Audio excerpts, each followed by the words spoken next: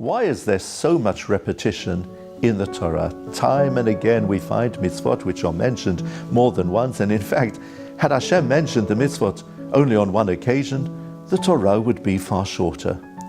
What we find is that every time a mitzvah is repeated, the presentation is slightly different. There is what we call a chidush, something new, something fresh, to add a dimension or more to the performance of that mitzvah. A fine example of this is the first two paragraphs of the Shema. In Parshat Vayitchanan we read the first, and in the following week's Parsha of Ekev we read the second. And we find that in these two parshiot, various mitzvot are repeated. To love Hashem, to study and to teach Torah, to wear tefillin, and the mitzvah of mezuzah. However, you will notice that there is a significant difference. The first paragraph of the Shema is in the singular. Ve'ahavta, you, in your own personal capacity, should love Hashem. B'shivtecha b'veitecha, when you are in your home, you should be studying and teaching Torah. Al mezuzot beitecha, upon the doorposts of your house, you should have a mezuzah. And these mitzvot in the second paragraph of the Shema, however, are all in the plural. And the message is that we have a dual responsibility.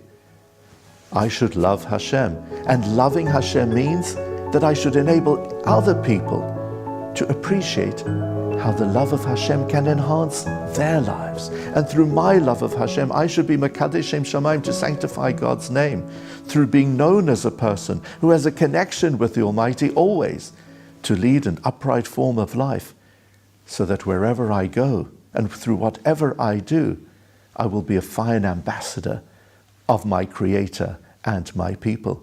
And with regard, for example, to the study of Torah, seeing as I know how to appreciate the value of Torah in my life, I have a responsibility to ensure that formal and informal facilities for the study of Torah should be available. I should be supporting Jewish schools and all educational opportunities.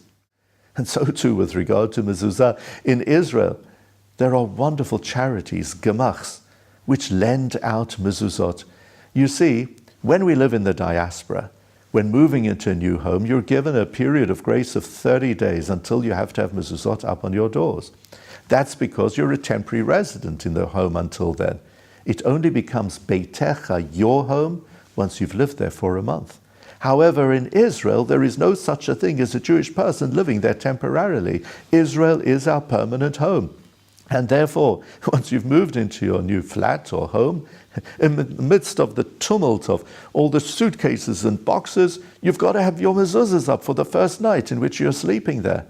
And therefore, they're wonderful charities to lend out mezuzot. These charities are fulfilling the mitzvah in the second paragraph of the Shema, to enable others to perform the mitzvah. Therefore, from the two paragraphs of the Shema, we don't only learn a lesson with regard to these specific mitzvot. It's a lesson about all of the Torah. It's a lesson for us within our lives. I live for myself, and at the same time, I must live as well for the Jewish people around me and for every single person on the face of this earth. Shabbat Shalom.